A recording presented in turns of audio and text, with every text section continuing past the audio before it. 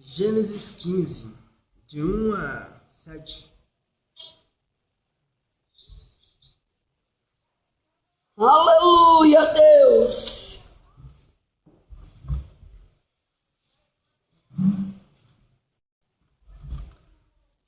Amém. Amém.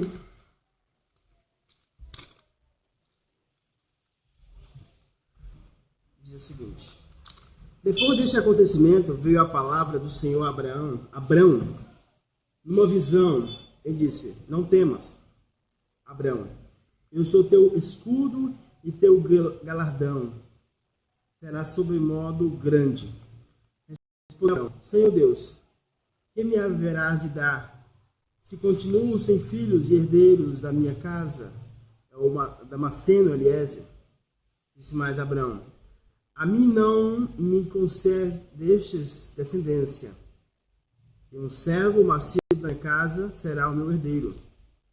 A isto respondeu logo o Senhor, dizendo: não será este o herdeiro, mas aquele que será gerado de ti será teu herdeiro. Aleluia, Deus!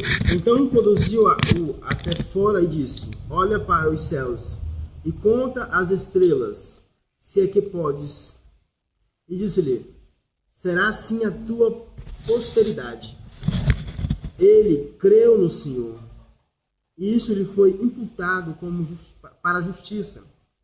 Disse-lhe mais: eu sou o Senhor que te tirei de Ur dos caldeus para dar-te por herança esta terra.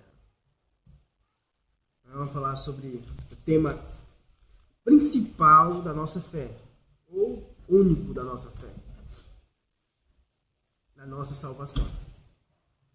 Eu quero fazer alguns comentários. Eu vou transcorrer em Gênesis, vou dar os versículos, né? Eu não vou ler eles, eu vou só apenas dá-los.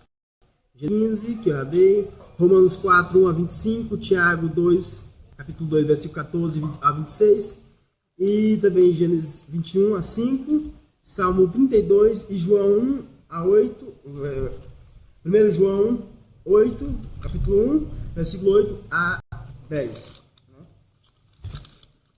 Então eu vou transcorrer nesses textos bíblicos. Aleluia, Deus! Primeiramente,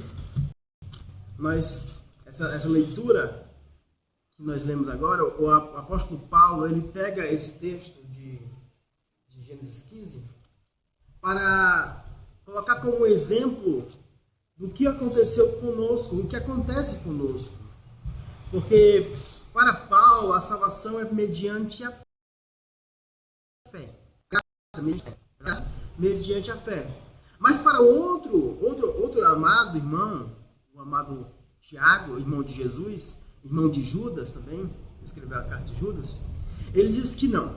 A salvação não é só pela fé, a salvação é por obras. Tem que ter obras. E olhando dentro desses dois irmãos, vemos uma publicidade, porém também uma divergência. Primeiramente porque, vou colocar os pontos negativos das interpretações que se usam a respeito da interpretação que faz de Paulo e a interpretação que faz de Tiago. As interpretações que fazem do apóstolo Paulo é que acredita-se que se a salvação é pela graça, as obras, elas não importa. Você pode andar, viver da maneira que você quer, totalmente em libertinagem. Quando, na verdade, a proposta da graça não está tratando disso, né? Porque alguns irmãos não entendiam a pregação de Paulo, e isso é demonstrado em Romanos 3, que algumas pessoas diziam que Paulo pregava dizendo o seguinte: vocês façam males para que venham bem sobre vocês. Em outras palavras, quanto mais vocês pecam, mais oportunidade de Deus ser gracioso para com vocês. Quanto mais vocês cometem pecado, mais aumenta, superabunda a graça de Deus sobre vocês. E no capítulo 6 de Romanos, Paulo diz: não é assim. Porque nós nos incluímos na morte de Cristo e sepultamos o velho homem. Nós morremos para a lei, de fato, mas também morremos para o pecado. Porque o que dá força ao pecado é justamente a lei, como ele disse em Coríntios 15 e 54, se não estou enganado. Ou seja, o que dá força ao pecado é a lei de Moisés. Por isso Jesus aboliu a lei de Moisés por inteiro. Não deixou nada. Os 10 mandamentos, todos foram embora. O que vivemos hoje é pela graça do nosso Senhor Jesus Cristo. Pela fé, vivendo o bem. Só dessa postura, né, em certo aspecto, algumas pessoas não compreendem a mensagem do apóstolo Paulo e tornam essa mensagem um motivo de viver desordenados no mundo. E Paulo não pregou isso. O outro lado são os lados dos religiosos, que se aprofundam na carta de Tiago. Não, as pessoas tem que ter obras. Mas as obras que as pessoas se utilizam aqui são obras de justiça que levam à salvação, não tem nada a ver com as obras que Tiago prega na carta. Porque Tiago prega dizendo, a salvação é por obras. Mas que obras? A religião pura para com Deus o Pai é visitar os órfãos e as viúvas e fugir da corrupção do mundo. O que é corrupção do mundo? Capítulo 2, ele fala. Corrupção do mundo é fazer acepção de pessoas. Chegar uma pessoa rica e uma pobre na comunidade. Você dizer, vem cá rico, sente aqui perto de mim. Ou você está engravatado, palitosado, pastor, presbítero, diácono, evangelista. Sente aqui, você é membro, você é pobre, você é católico, não sei o quê. Para lá, fica ali no cantinho. É acepção de pessoas, errado, heresias. Essas coisas são totalmente contrárias ao evangelho. O Tiago diz que isso é corrupção. Outra parte é, você vê o seu irmão com necessidade, diz, Senhor, abençoe ele, vai em paz, Deus vai te abençoar, Deus vai te dar prosperidades, Deus vai encher o teu carro de prosperidade, vai te dar um carro, amostra o quê? E não dá o que é necessário para o corpo, não dá o que é necessário para aquela pessoa que está necessitada, a sua oração não serve para nada, porque aí ele conclui dizendo que a fé sem a obra é morta. Então ele usa esse parâmetro. O que é isso? É corrupção. Quando você faz isso ao contrário, quando você faz essas coisas, está em corrupção. E quando olhamos para o outro polo, a outra pessoa diz, não, é só pelas obras, né? Então o que é obras? A pessoa diz, não, é ir para culto, dar dízimo, oferta, evangelizar, pregar, orar, jejuar. Não, o Tiago não está falando disso. O Tiago não está falando de nada disso. Essas são coisas de cristão? Nós fazemos essas coisas. Mas salvação não tem nada a ver com isso. Não tem nada a ver. Essas são atributos que nós fazemos. Mas a salvação não tem nada a ver com isso. Que Tiago está pregando. Que Tiago está expondo. Ele está falando sobre salvação por obras. Na realidade, eu discordo em partes da pregação de Tiago em certo aspecto. Porque quando ele vai expor a sua pregação, ele disse que Abraão foi justificado pelas obras. Paulo disse o contrário. Se Abraão foi justificado pelas obras, ele entende que é a vontade de Deus. Então há uma contrariedade. Então vamos analisar os dois. Tiago disse que a fé que Abraão teve fez com que seu filho levar seu filho até o monte para sacrificar. Isso é verdade? Verdade. Mas onde está o erro de Tiago? O erro de Tiago é atribuir o versículo que eu li de início a essa ação. Porque não é. Porque no tempo decorrido, aconteceu de uns 13 a 15 anos, né? Foi o tempo de nascer, demorou um ano. Depois do menino crescer, demorou uns 15 anos, talvez, não sei quanto foi. Aconteceu esse fato que Abraão ia para o monte sacrificar seu filho. Mas quando a palavra diz que assim que Deus mostrou as estrelas do céu, a Escritura diz que Abraão creu em Deus. Creu em Deus em que sentido? Creu que Deus era poderoso para ressuscitar a sua carne já amortecida. E aí também Paulo entra com a sua análise, no capítulo 4 inteiro você lê lá, ele vai falar sobre isso. É nessa parte, inteiro. Então, Deus ressuscitou Abraão e ressuscitou o ventre de Sarai, né? Na época era Sarai, e era Abrão, eram todos dois gentios. Ressuscitou e fez a promessa. E depois de um ano, com 100 anos de idade, Abraão teve Isaac. E depois de 8 dias, circuncidou Isaac. Isso foi a concreção da fé de Abraão, que creu em Deus. Porque na promessa, tem 3 promessas ali.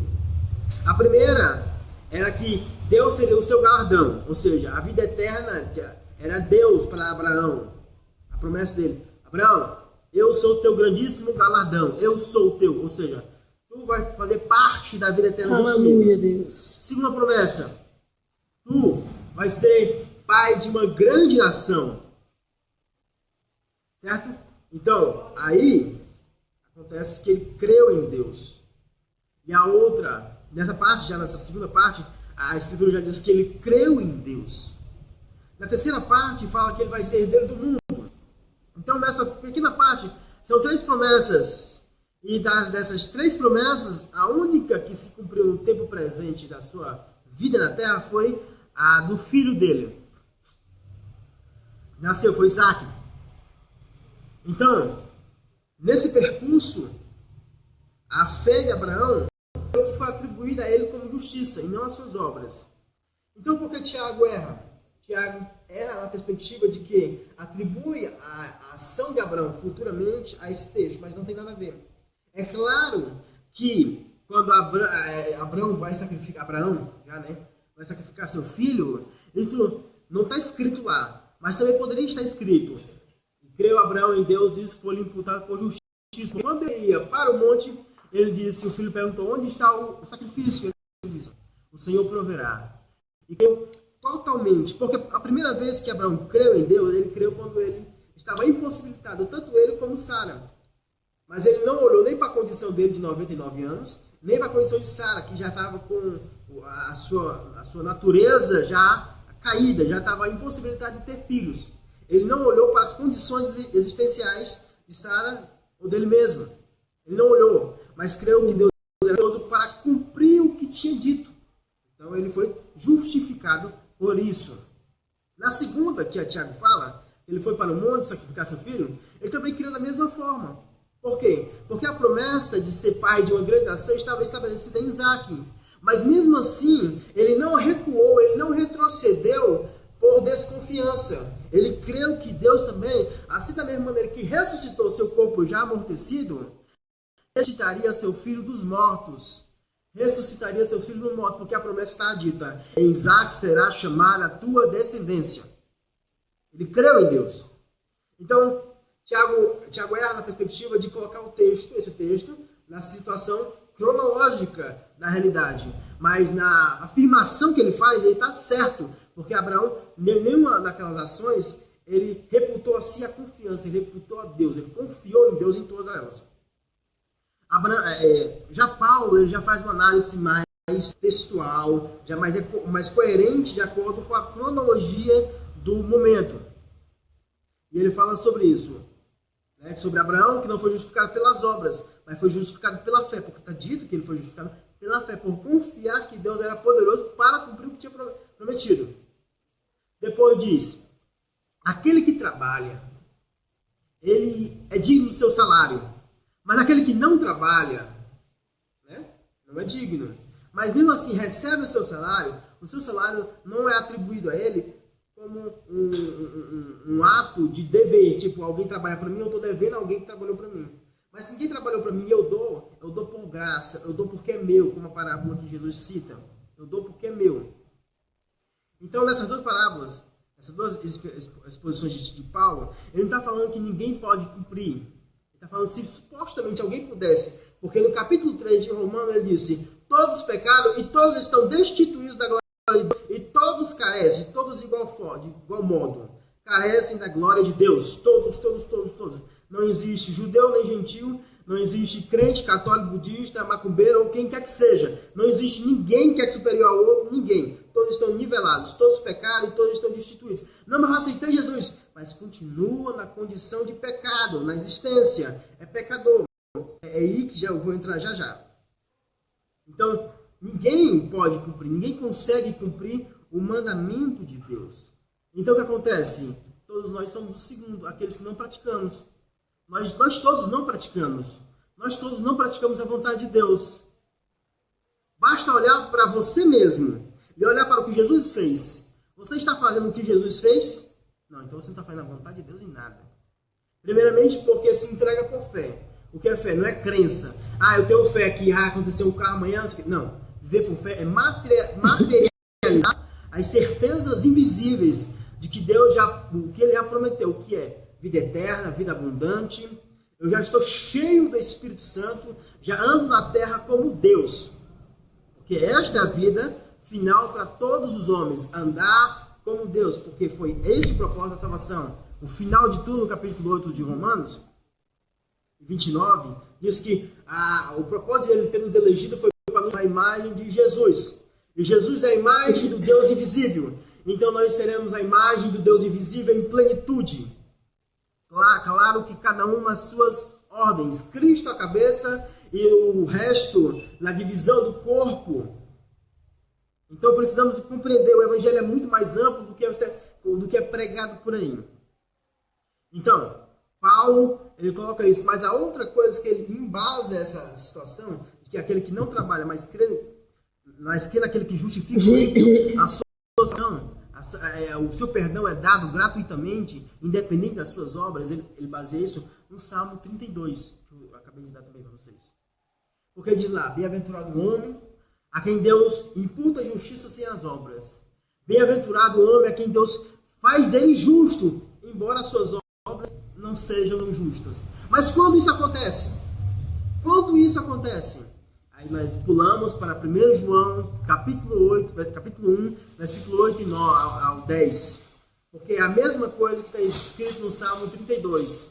Ele disse, salmista, o meu pecado estava consumindo a minha alma, meus ossos estavam doendo, a mão de Deus estava pesando sobre mim. Então eu pensei, confessarei o meu pecado e eu serei perdoado.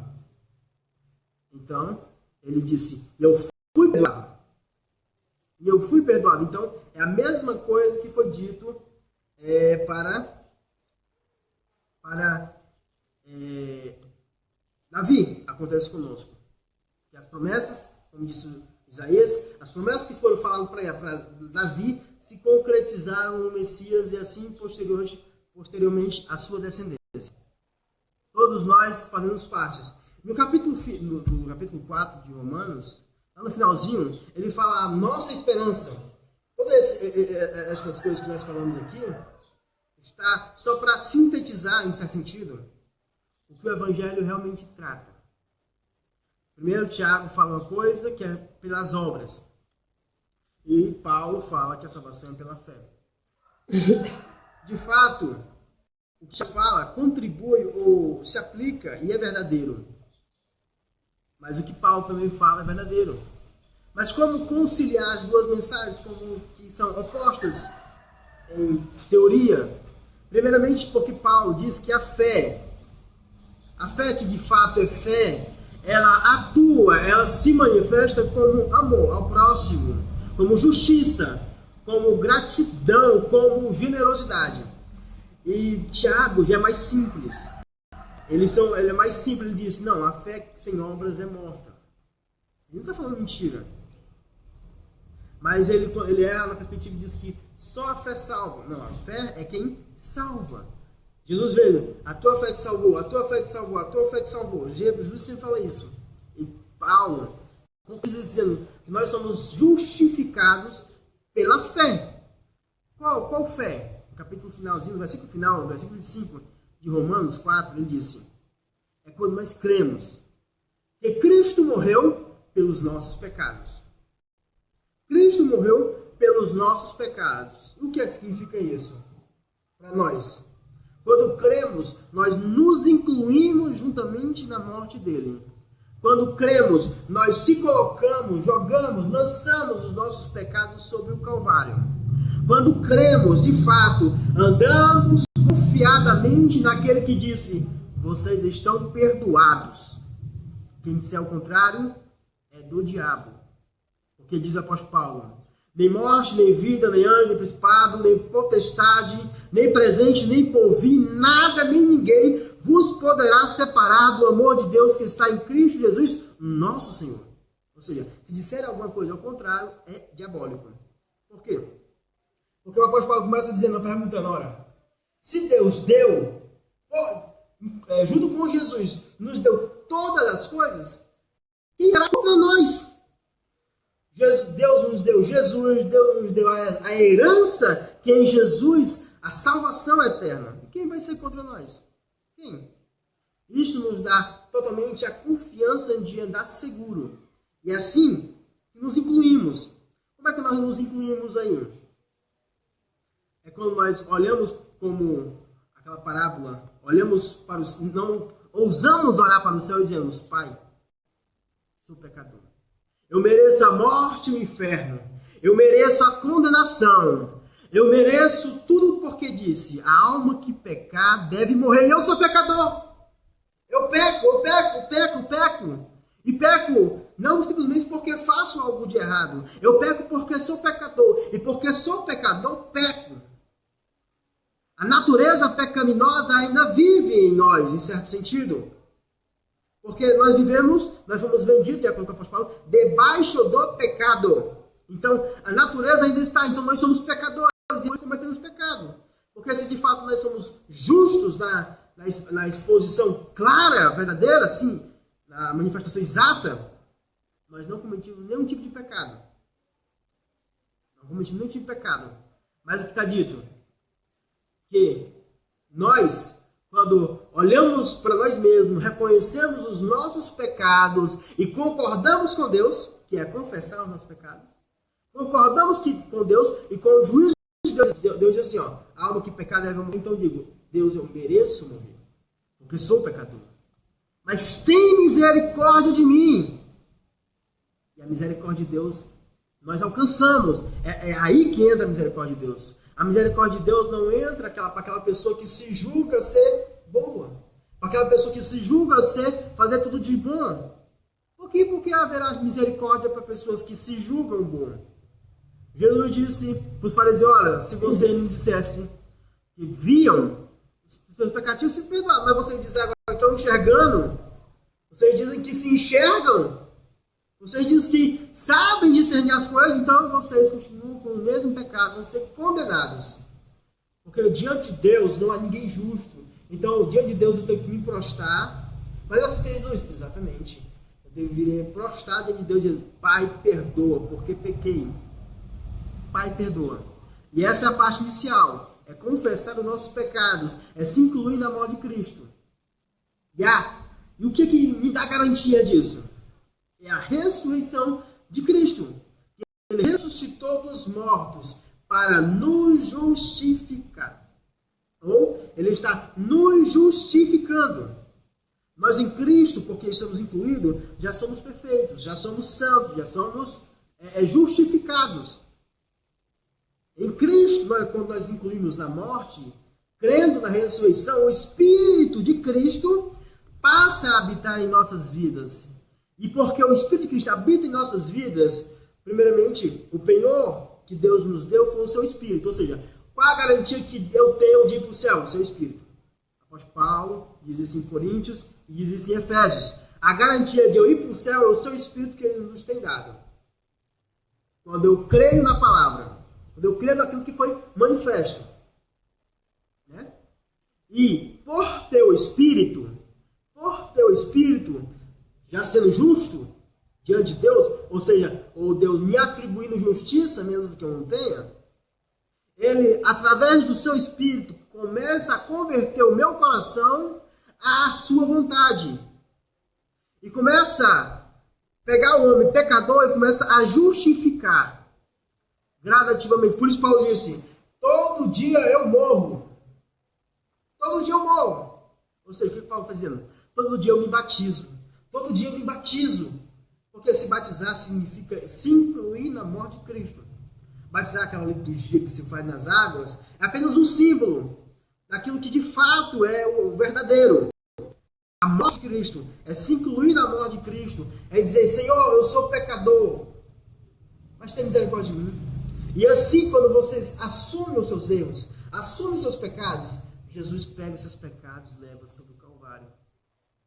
E lá em João, João 1, 8, 9, 10, ele disse: e o sangue de Jesus Cristo, nosso Senhor, nos purifica de todo pecado. Por quê? Por quê? Qual é a concreção também nisso? A manifestação? É o que Tiago disse. É o que Tiago disse. Porque quando eu tenho fé, eu vivo em comunhão. Eu olho para as pessoas necessitadas e ajudo. Ah, mas é na minha comunidade. Mas Jesus disse, fazer o bem sem olhar a quem? Ele faz a tua esquerda. Não importa templos religiosos, organizações, o que importa é vivermos dentro da vontade de Deus. E isso vai para além da existência. E a nossa promessa é que muitos crentes estão muito afogados na religiosidade, se perdendo, se corrompendo, mesmo fazendo todos os seus rituais, mas se corrompendo, porque não creem na palavra. Porque a promessa para nós é tão gloriosa que se todos os crentes de fato crescem nela, viviam todos os dias com toda alegria no coração. Porque a promessa é tão tremenda. Observa, nós seremos igual a Jesus. O que isso significa? Ah, não, eu creio que quando eu for para o céu eu vou ter muitas moradas. Esqueça. A pessoa pega lá no João 14, diz que Jesus ia para o céu, preparar muitas moradas e viria, né, para nos levar junto contigo. Mas as pessoas pegam, no céu tem umas casas, um arroz de ouro, um mar de cristal, não sei o quê. Não tem nada disso não. O apóstolo Paulo diz que todas essas coisas, as nossas moradas no céu, capítulo 5, de 2 Coríntios, olha lá. A nossa morada é um corpo. É um corpo. Um corpo glorioso. E disse Daniel, e disse o apóstolo Paulo, que os que são sábios resplandecerão como o firmamento, como o sol. E assim por diante. Esse corpo, quando olhamos no Apocalipse, vemos aquele corpo glorioso de Jesus. Pois é, se você viver de acordo com o Evangelho, o seu corpo vai ser igual àquele. Os pés reluzentes, olho como chama de fogo. É esse corpo que está preparado para a gente. Mas cada um vai ter o seu resplendor próprio, como diz as Escrituras. Um como o sol, Jesus, vemos em Apocalipse. Outros como a lua, vamos ver outro tipo de corpos, como diz o apóstolo Paulo também no capítulo 15 de 1 Coríntios, que o que é semeado, que o nosso corpo que é semeado, não nasce o que é semeado, mas Deus dá o corpo que quer.